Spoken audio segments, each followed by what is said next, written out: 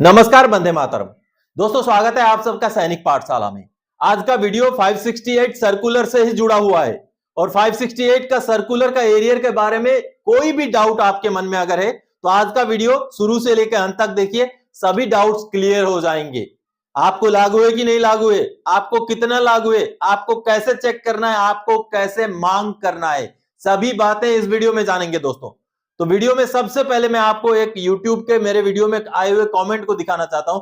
ये जो कमेंट आप देख पा रहे हैं, जिसमें किसी सुशांत विकास बरुआ जी बोलते हैं, don't make people fools by telling about the old circulars of 2016 to earn money. आगे और भी कुछ लिखा हुआ है। तो दोस्तों, इनका कहना है कि 2016 का सर्कुलर दिखा करके लोगों को बेवकूफ ना बनाया जाए, यानी कि ये बड़े टैलेंटेड मुझे लग रहे हैं।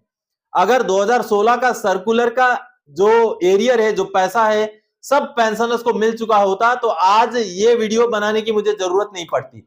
और मैं जब भी वीडियो बनाता हूं दोस्तों, ठोस सबूत के साथ बनाता हूं, ठोस बैंक के लेटर्स, बैंक के स्टेटमेंट्स, पीपीओ का कॉपी दिखा करके बनाता हूं। और आज का वीडियो भी आप अंत तक देखिए, हर चीज आपको डॉक्यूमेंट्स के साथ, दस्तावेजों के साथ आपको दिखाऊंगा और समझाऊंगा कि कैसे आपको 568 सर्कुलर का एरियर आज भी मिल सकता है।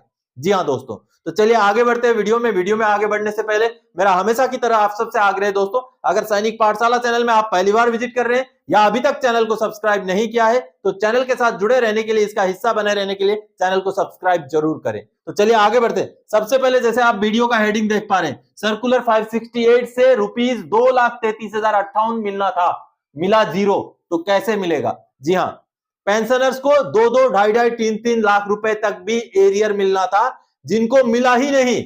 और आज बैंक एक्सेप्ट कर रहे हैं, वो मान रहे हैं कि हमने नहीं दिया है।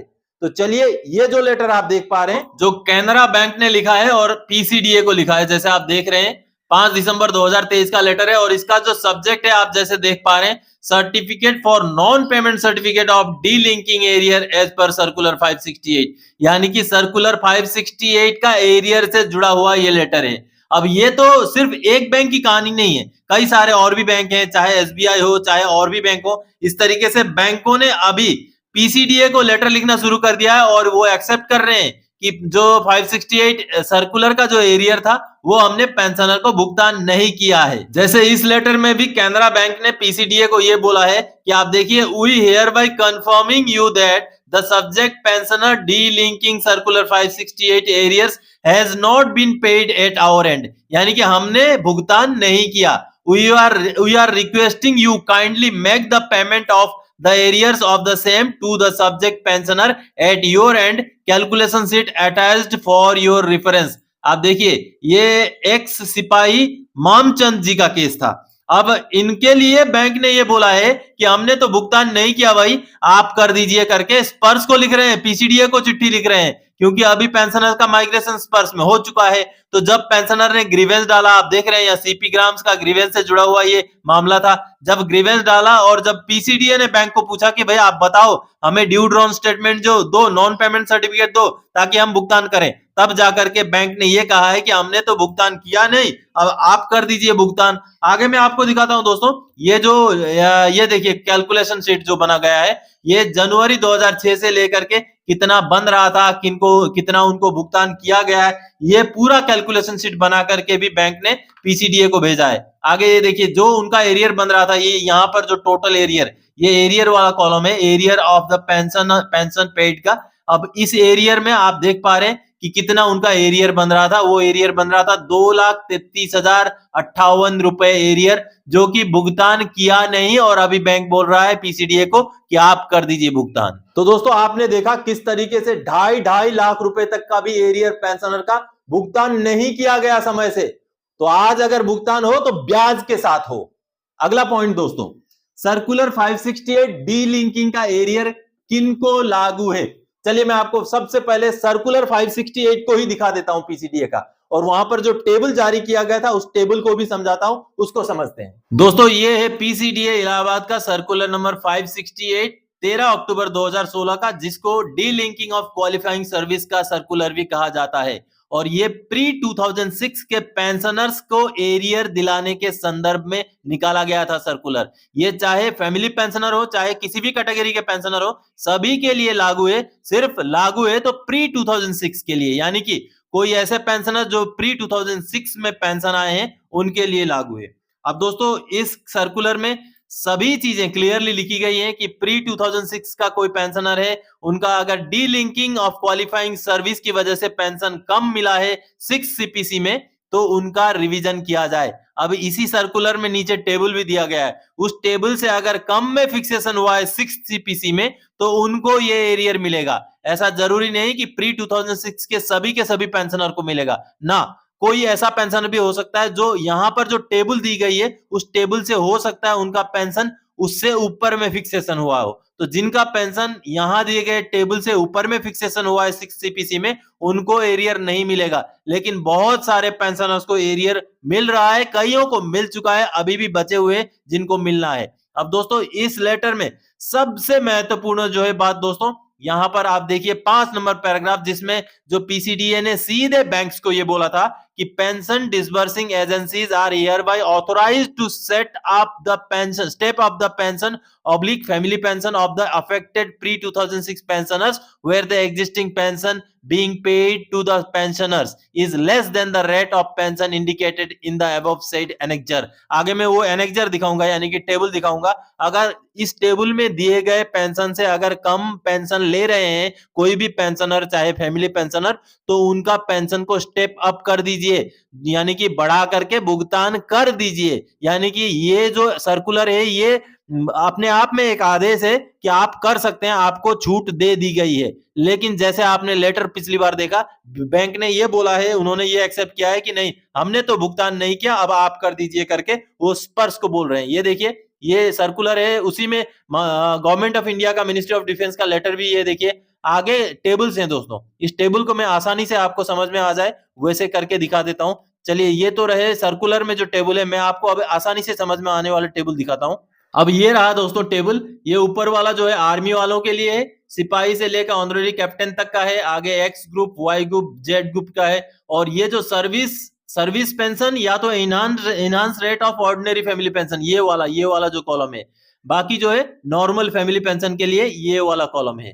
उसी तरीके से ये रैंक वाइज है, आप यहाँ पर चेक कर सकते हैं। आगे एयरफोर्स वालों के लिए है ये, और आगे दोस्तों ये नीचे वाला नेवी वालों के लिए सेम उसी तरीके से आपको ये टेबल चेक करना है। ये वही सेम टेबल है जो सर्कुलर 568 में दिया गया है, आपको समझ में आसानी से आए इसलिए मैंने इस टेबल को थोड़ा आसान तरीके से यहाँ पर समझाने के लिए आपको दिखा दिया बना करके। तो आप सब ने देखा दोस्तों कि 568 सर्कुलर का एरियर किन को लागू है और कैसे लागू है, और टेबल भी आपने देखा।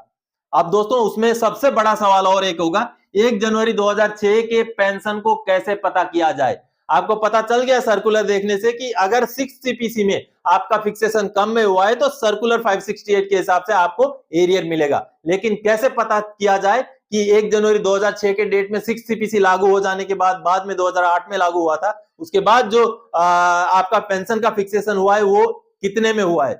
तो चलिए आपको मैं कुछ पीपीओ का कॉपी दिखाता हूं, किस तरीके से आपको पता करना है कि आपका फिक्सेशन कितने में हुआ है। दोस्तों छठे पे कमीशन के बाद इस तरीके से आपके पास पीपीओ आया है, कोरिजेंडम पीपीओ, जिसमें ये वाला कॉलम लिखा होगा 1 जनवरी 2006 के डेट में आपका पेंशन जो है 6 सीपीसी में कितना बनाया गया है।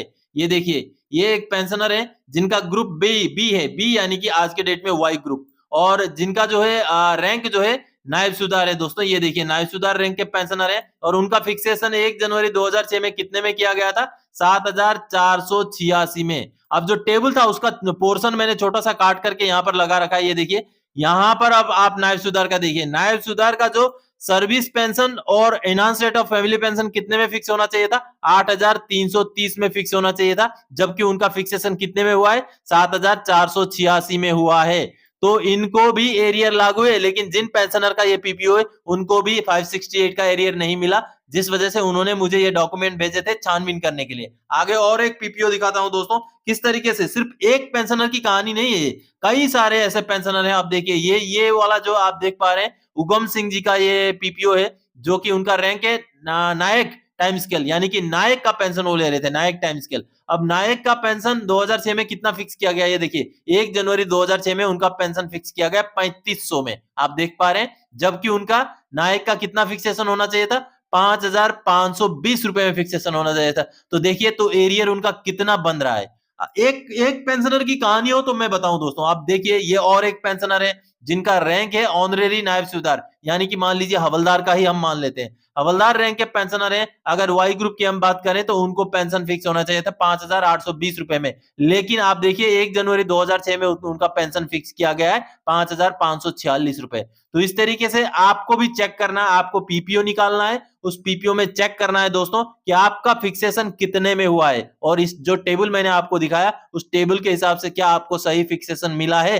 तो आप सब ने पीपीओ देखे, इस तरीके से आपने पता करना है। अगर खुदा ना खास्ता आपके पास पीपीओ नहीं आया है 6 पे कमीशन रिवीजन के बाद का, तो आप आरटीआई डाल सकते हैं, सीपीपीसी को आप आरटीआई डाल सकते हैं, पीसीडीए को, और पता कर सकते हैं कि आपका 6 सीपीसी लागू करने के बाद 1 जनवरी 2006 का पेंशन कितने में फिक्सेशन हुआ था। अब जब वो पेंशन आपको मिल जाएगा फिर आगे की कार्रवाई आप कर सकते हैं।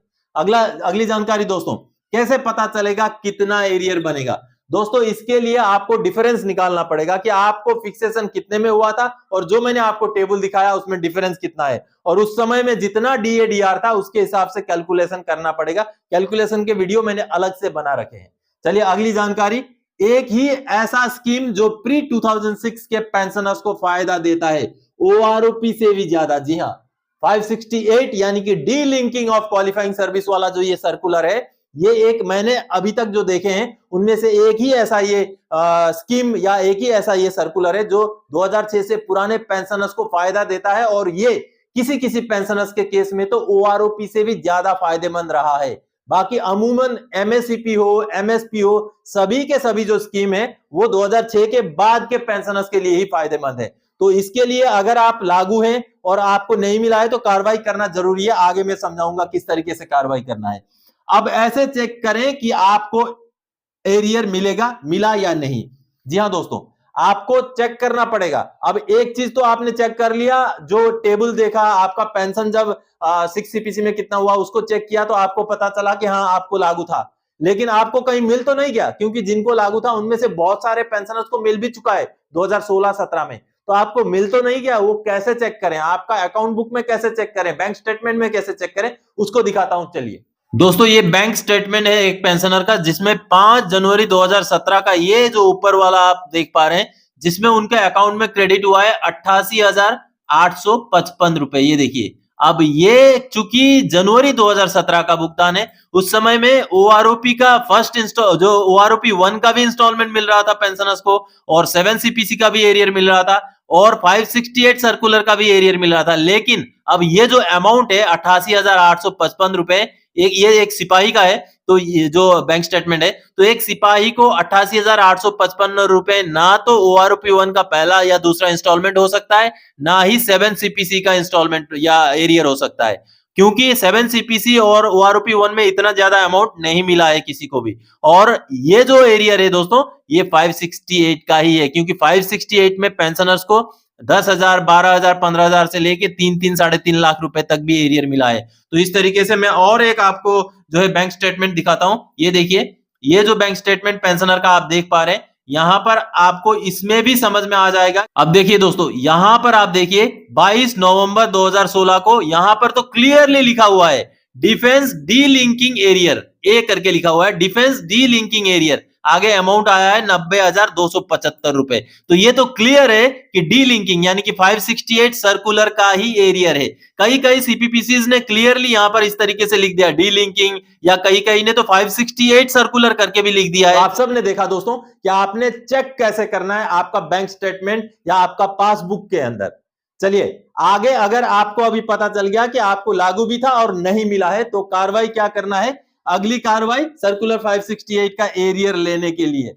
जी हां, आपने अभी एक लेटर या एक ग्रीवेंस डालना है, सीपी ग्राउंड्स में डालिए या आप चिट्ठी लिख करके भी भेजिए आप पीसीडीए को, ताकि आपको 568 का सर्कुलर का एरियर मिल सके। तो आपने क्या लिखना है, कैसे लिखना है, वो मैं समझाता हूं। ये देखिए, अब दोस्तों जैसे आपने चेक कर लिया कि आपको एरियर लागू था, और आगे ये भी चेक कर लिया आपने कि आपको एरियर नहीं मिला है, तो आपने अभी ये कार्रवाई करना है। यहाँ पर जो लिखा हुआ ये जो लाइनें हैं, इन चीजों को, सेम चीजों को लिख करके आपने सीपी ग्राम्स में ग्रीवेंस डाल देना है। अब ये कोई फॉर्मेट या कहीं पीडीएफ डाउनलोड करने के लिए मैंने नहीं दिया है, आप इसको नोट कर लीजिए और उसी चीज को आप टाइप कर लीजिएगा। कहीं भी मोबाइल में टाइप करेंगे, कंप्यूटर में टाइप करेंगे, जब ग्रीवेंस डालना होगा तो इसी चीज को आप टाइप करके डाल दीजिएगा। आई नंबर, आपका जो भी सर्विस नंबर है वो डालिए, आपका रैंक सिलेक्ट कीजिए, यहाँ से जो भी आपका रैंक है वो लिखिए, और आगे जो है आपका नाम लिखिए, नाम, उसके बाद आप retired, was enrolled in army on, आपका एनरोलमेंट का डेट यहाँ पर लिखिए, एंड रिटायर्ड ऑन, आपका रिटायरमेंट का डेट यहाँ पर लिखिए, और माई पीपीओ नंबर, आपका पीपीओ नंबर यहाँ पर लिख दीजिए। इतना डाटा आपने दे दिया। आगे जो भी चीजें लिखा हुआ है उसको आपने, I wish to inform you that I was entitled the arrear of as per PCDA circular number 568 which I have not yet received. I would like to request you to please do necessary action for release of my arrear as per circular number 568 as soon as possible. तो ये चीजें आपने लिख करके CP grams में grievance डाल देना है। तो दोस्तों, आज के इस वीडियो में आप सब ने जाना कि सर्कुलर 568 किनको लागू है, कैसे चेक करना है, आपको लागू है कि नहीं लागू है, और अगर लागू है तो कहीं मिल तो नहीं गया, उसको कैसे चेक करना है, अगर लागू भी है, नहीं भी मिला है तो आगे कार्रवाई क्या करना है, सभी बातें आप जान चुके हैं। तो आज के इस वीडियो में 568 सर्कुलर के एरियर से जुड़ा हुआ इसी जानकारी को लेके आया था। आगे और कोई जानकारी था कि आपसे सरोकार रखने वाला विषय लेके मैं फिर से हाजिर हो जाऊंगा। तब तक के लिए जय हिंद दोस्तों।